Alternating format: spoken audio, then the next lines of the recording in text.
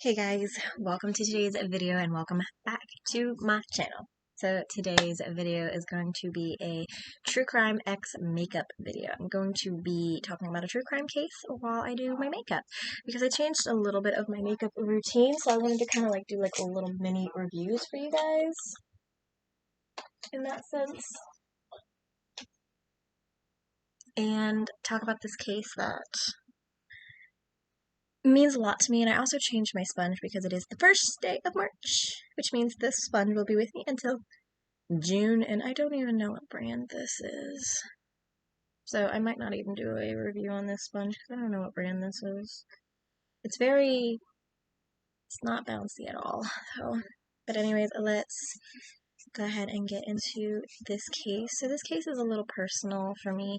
I had heard about it before I got pregnant, but after I got pregnant, I really delved into this case because it's a very famous case, and it always made me wonder, like, look over my shoulder and be like, is that person thinking, what could that person be thinking?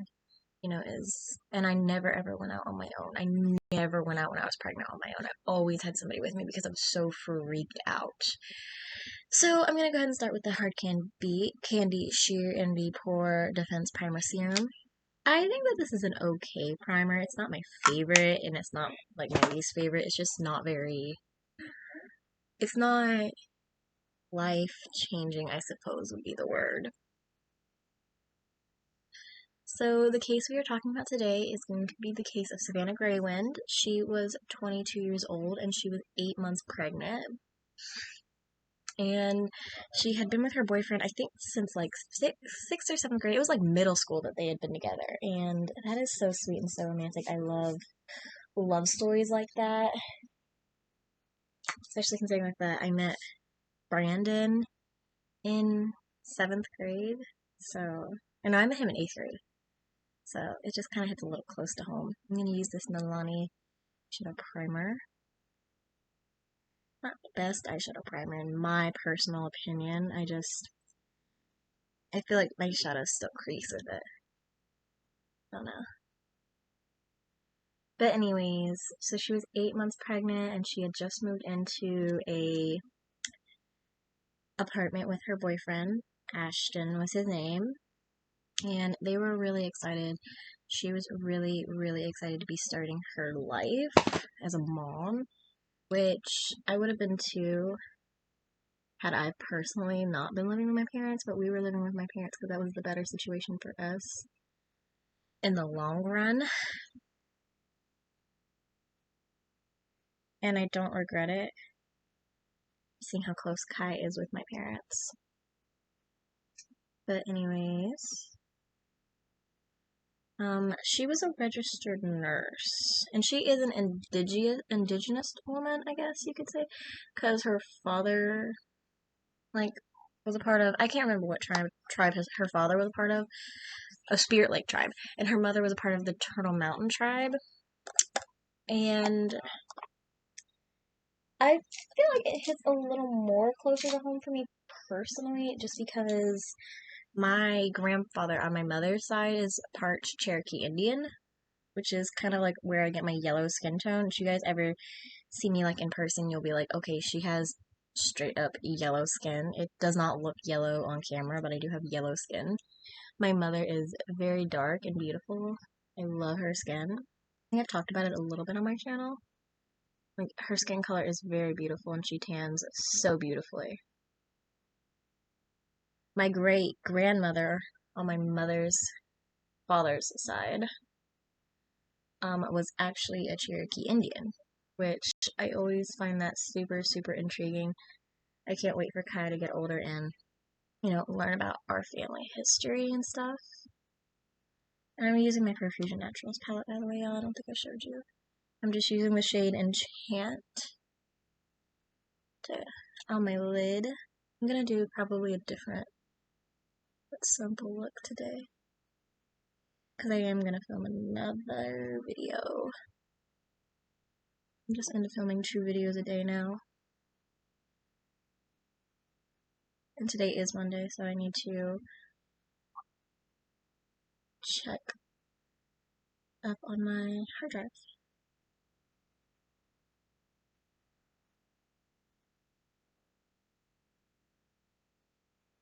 Alright, so I'm gonna be okay. That's literally all I'm using from that.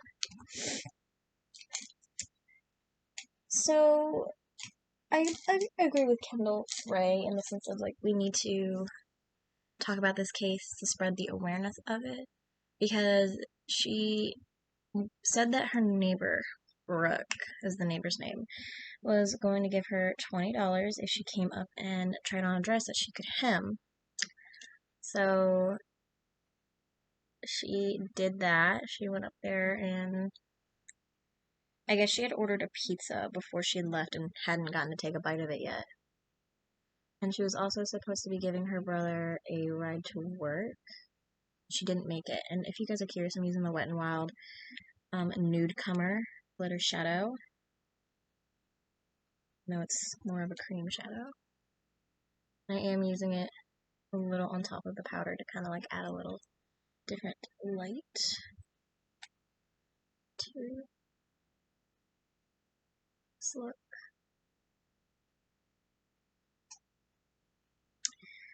Anyways, it had been like an hour or something like that and she wasn't back, so her mother, who lived close by, because they had all moved together into, I think it was, I can't remember the name of the town, but it was in North Dakota. Fargo, that was the name of it. So she sent her mother sent her younger brother up to the apartment that Savanna said she was going to be in, and the lady answered and said, you know, he heard what he thought was a sewing machine, so he just kind of took that and was like, okay, she's still in there, and then we're back. But I guess like their parents weren't happy with that, so her father went up there, which I can understand why he went up there, because they're curious about what's going on. And the woman, Brooke, the neighbor, Brooke, answers the door and goes, she's gonna be a while, I think is what she said. And so her mother decided to just go ahead and take her brother to work. I'm a little iffy on it, but like I always am with some cases. I don't know entirely when the family decided, like, okay, this is just not normal. She's not back yet, because apparently Savannah was an avid Facebooker. She was always texting, making plans, and posting on Facebook. And she just kind of all of a sudden stopped. And even her boyfriend Ashton had said, like, she was texting him the whole time, and then she just stopped. So they called the police, and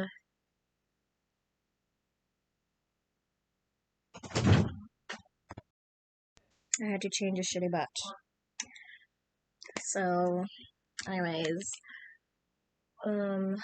they decided to call the cops, and of course, like, the upstairs neighbors were the first ones that the cops checked out because they were the last ones to see her, and they were super sketch, and they were the prime suspects.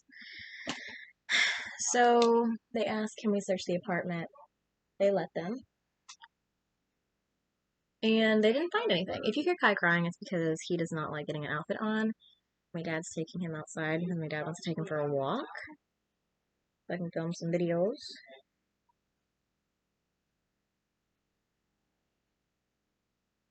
But anyways, so they check it.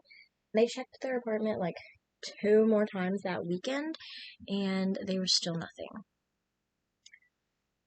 So finally, the last time that they ended up checking, they found a newborn baby girl, which was, I believe it was that following Wednesday that they checked. And of course, the police were a little sketched out and were like, okay, this is definitely Savannah's baby. Because if you didn't know, Savanna was going to have a little girl.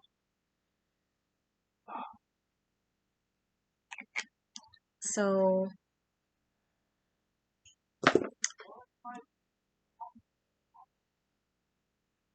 my gosh. Not wrong. He's not wrong, though. My little bug hates getting clothes on. But he needs to learn to have clothes on because he's going to be going in daycare soon. At least I think I'm going to put him in daycare.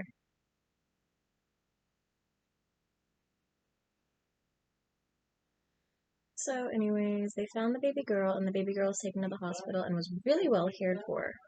And reunited with her actual family, which would be her father and her mother's family. And then I don't know if it happened before or after, but they did end up finding Savanna's body. Some two kayakers found Savanna's body wrapped in plastic, tied to a log in a lake. So that is when things kind of started to like unravel, I guess you could say. So Brooke claimed that she taught Savanna a self-inducing trick, which I would have loved to have found a self-inducing trick. Of course, I went into labor naturally on my own, especially my brother's girlfriend, Sarah. She did not go into labor on her own. They actually had to induce her, so I'm sure she would have liked that, to know a self-inducing labor trick, which I've never, ever, ever heard of. I've heard, like, some old wise tales about, like, you know, eating spicy food, having sex. My sex drive was gone when I was pregnant. My boyfriend was so depressed. I'm trying this sponge for the first time, by the way, you guys.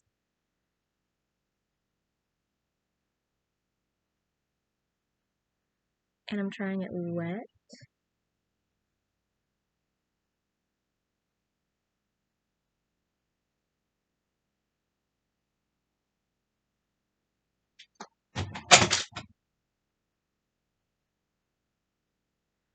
That is Kai in his walker. If you guys heard that big boom, that was Kai in his walker hitting the door.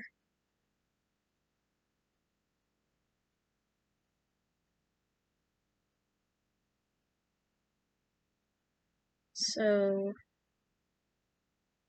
Brooke said that she taught Savannah a self-inducing labor trick. And Savannah went into labor and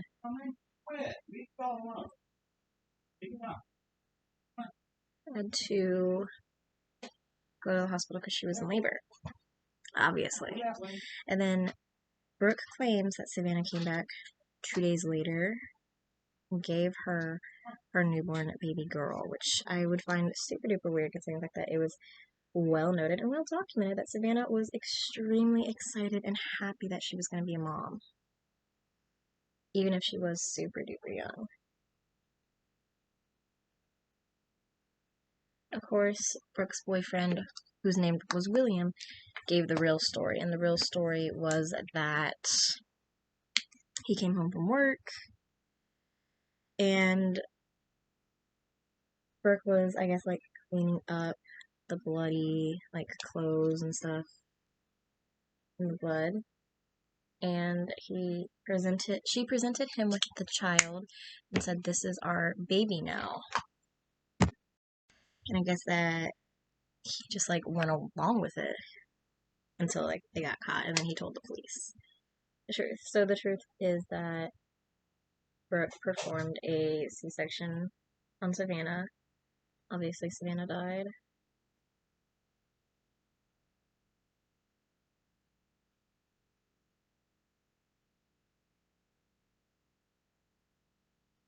Which is super duper sad.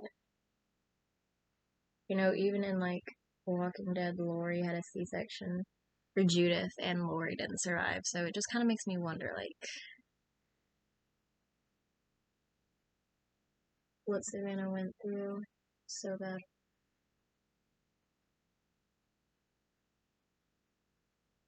So obviously Brooke and William, the boyfriend, were arrested.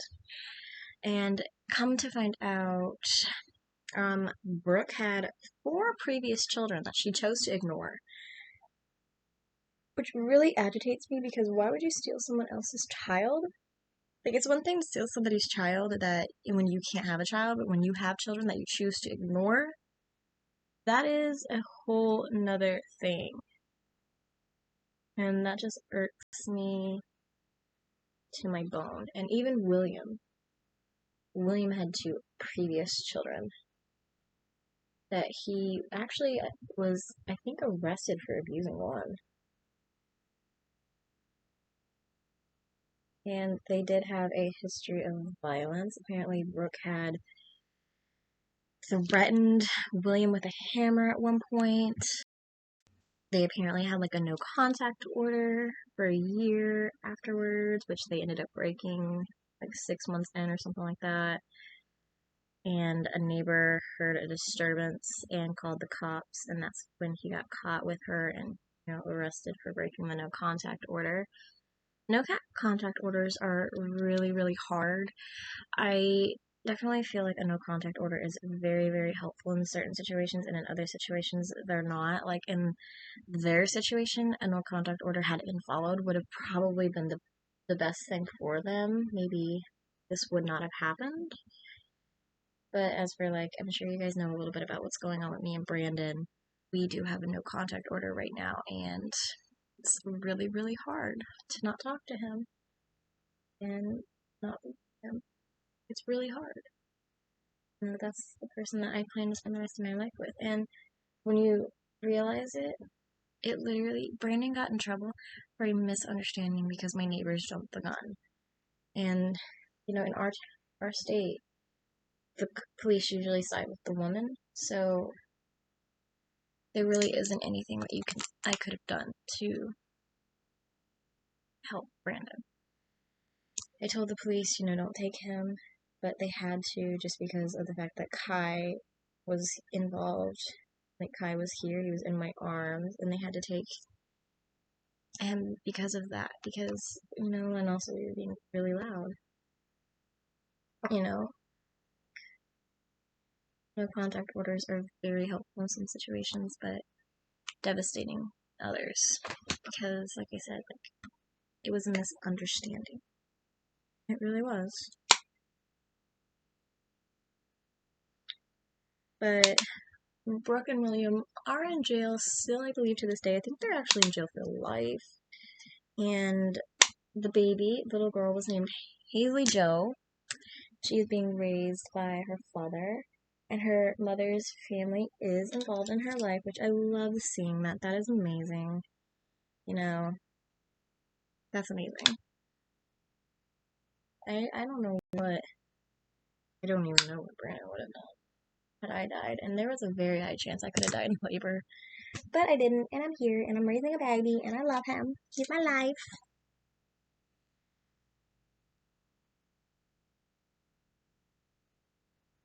I don't know.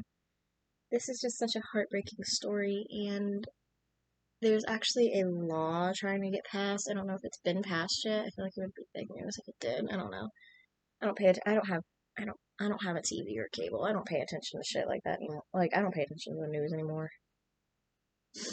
But it's trying to get more resources for missing Indigenous women because of Savanna's disappearance, which I completely agree with. I feel like, everybody should be treated the same.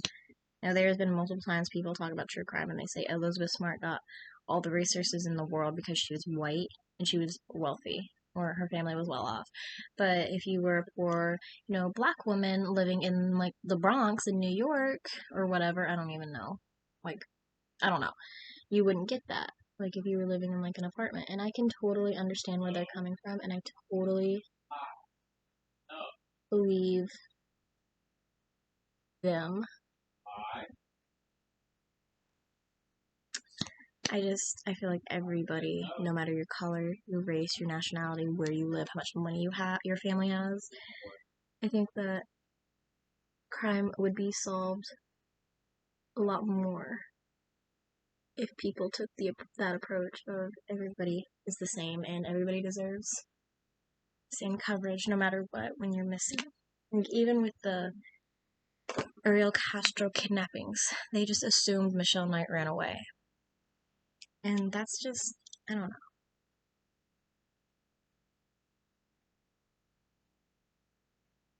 I could have ran away and my mother would have never assumed I ran away. My mother would have never stopped looking for me.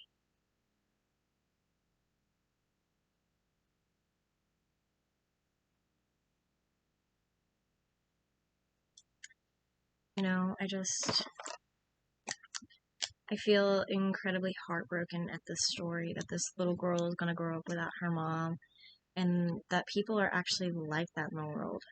Of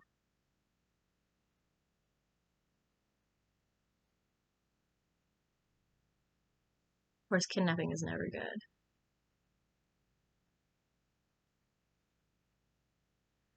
And I also know how cruel the internet is, so nobody say that, oh, I think it's okay for a woman who can't have a baby to kidnap a baby. I don't. Kidnapping is never okay.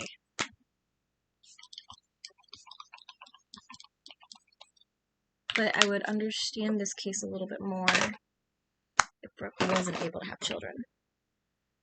But she was. She actually had children that she chose to ignore.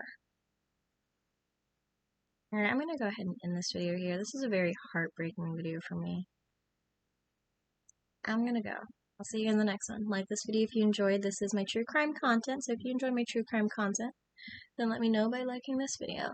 Subscribe to my channel if you're not already subscribed so you can join my Blue Bear family. Watch my channel grow and enter my current subscriber giveaway. If you're curious on my current subscriber giveaway, just check the description box down below.